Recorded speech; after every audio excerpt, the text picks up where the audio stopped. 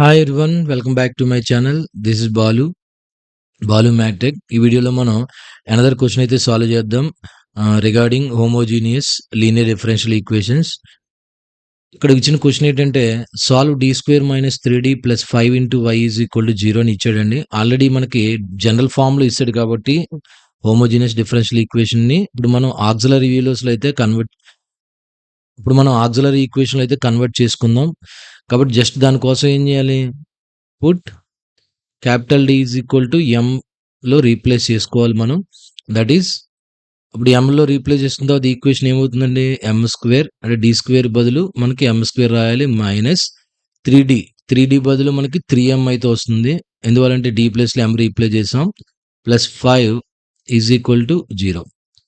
Already మీకు తెలిసిందే auxiliary equation లో మనం వై వాల్యూ అయితే మెన్షన్ చేయకూడదు, ఇంటూ వై అని రాయకూడదు. ఇక్కడ here a is equal to that is the coefficient of m square ముందు ఎటువంటి వాల్యూ లేదు కాబట్టి 1 కింద తీసుకోవాలి మనం.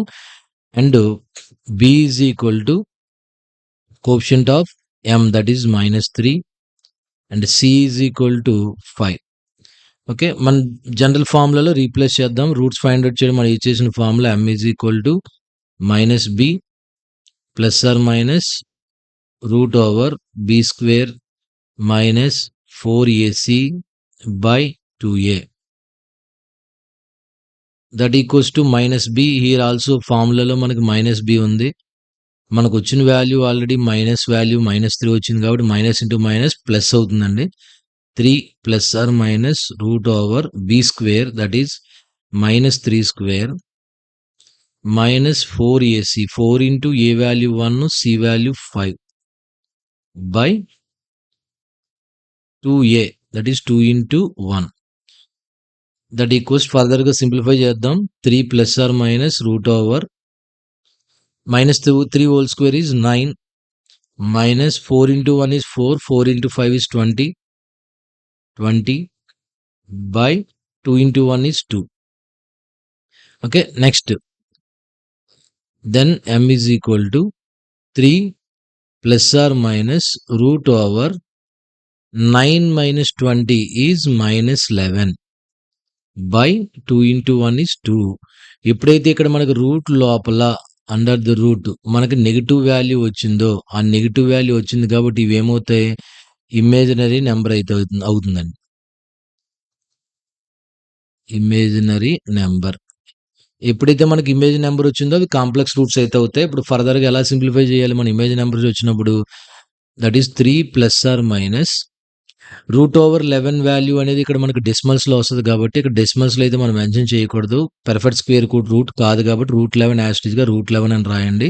అండ్ మైనస్ వచ్చింది కాబట్టి అండ్ ఇమేజ్ నెంబర్ ఐ కింద పెట్టుకుంటామండి సింపుల్ గా బై 2.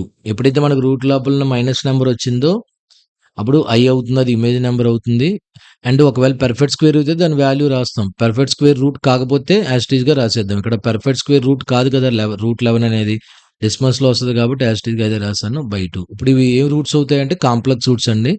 అందువల్ల మనం ఇక్కడ బై 2ని రెండింటికి సపరేట్ చేద్దాం న్యూమరేటర్ కి. That is 3/2 plus or minus √11 by 2 I.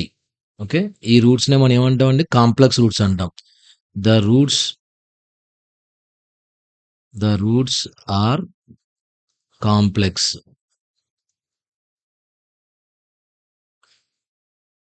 The roots are complex. Complex roots కి ఫార్ములా ఏంటి, దేర్ఫోర్ జనరల్ సొల్యూషన్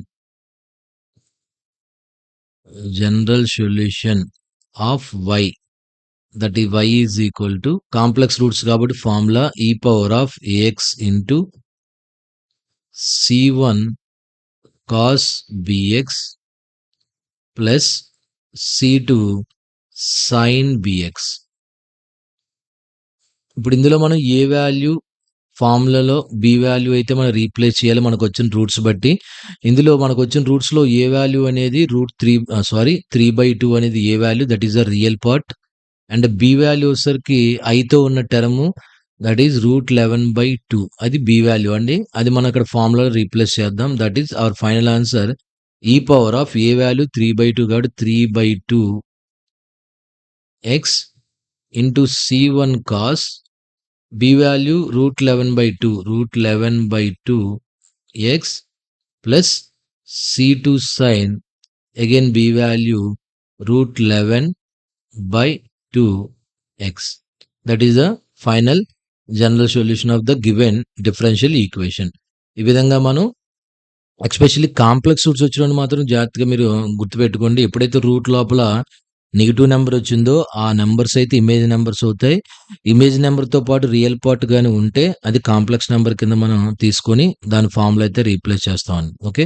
కానీ రియల్ పార్ట్ లేకపోయినా మనం 0 కింద తీసుకొని ఆ కాంప్లెక్స్ అంటే ఇమేజినరీ నెంబర్ వస్తే కంపల్సరీగా కాంప్లెక్స్ రూట్స్ అవి. రియల్ పార్ట్ ఉంటే ఓకే. లేదంటే మాత్రం 0 తీసుకొని సాల్వ్ చేస్తాం.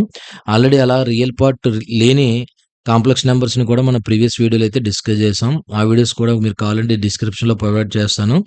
ఇప్పటివరకు నేను చేసిన ఈ ప్రాబ్లమ్స్ అన్నీ కూడా ప్లే లిస్ట్ అంతా మీకు డిస్క్రిప్షన్‌లో అయితే నేను మెన్షన్ చేస్తాను. లేదంటే ఫస్ట్ కామెంట్‌లో పిన్ చేస్తాను. అక్కడి నుంచి వాచ్ చేయండి. దీంతో మనం homogeneous linear differential equations that to second order ఎలా సాల్వ్ చేయాలనేది మనం ప్రతి ప్రాబ్లమ్ అయితే మీకు ఎక్స్‌ప్లెయిన్ చేశాను. ప్రతి డిఫరెంట్‌గా వచ్చే ప్రతి క్వెషన్ అయితే ఈ సీరీస్ ఆఫ్ వీడియోలు అయితే నేను ఎక్స్‌ప్లెయిన్ చేసుకుంటూ వచ్చాను. కాబట్టి ఈ వీడియోస్ అన్ని వాచ్ చేయండి. ఎస్పెషల్లీ డిప్లొమా స్టూడెంట్స్‌కి అయితే 2 షార్ట్స్ అయితే అడుగుతుంటాడండి. ఫర్ C20 స్కీమ్ స్టూడెంట్స్ వాళ్ళకి. ఓకే. అలాగే C16 స్కీమ్ స్టూడెంట్స్ వాళ్ళకి కూడా వీటి మీద క్వెషన్స్ అయితే ఉంటాయి. అండ్ ఏవైతే మన సెకండ్ ఆర్డర్ గాని బాగా నేర్చుకుంటే అవి మనకి ఎస్ఐ క్వెషన్‌లో బాగా యూజ్ అవుతాయి కాబట్టి కంపల్సరీగా వీటి మీద ఒకసారి అయితే మీరు బాగా ప్రాక్టీస్ చేయండి. Okay. Thank you for watching. Next video నుంచి మనం third order and fourth order differential ఈక్వేషన్స్‌ని సాల్వ్ చేయడానికి అయితే ట్రై చేద్దాం. ఓకే.